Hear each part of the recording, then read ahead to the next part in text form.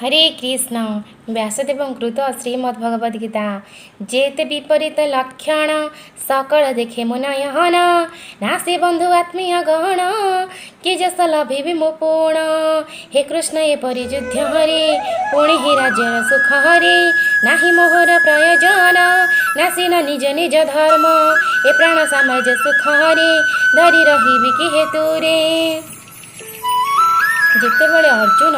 देखुंट कौरवपटे रही तांकर निज लोक मैंने सहित युद्ध करने आसी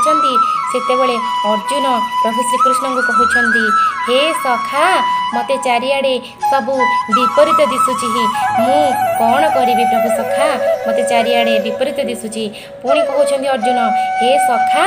ये आत्मीय सुजन मान विनाश करी मु कि लाभ पाइबी ये आत्मीय सुजन मान विनाश करी मोर निज लोक मान विनाश करी सामान्य राज्य सुख भोग करिवार मोर कौन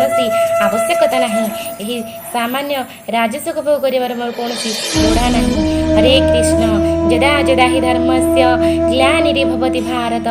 अद्भुतधानं अधर्मस्य आत्मानं सृजाम्यहम् परित्राणाय साधूनां विनाशाय च दुष्कृतां धर्म संस्थापनार्थाय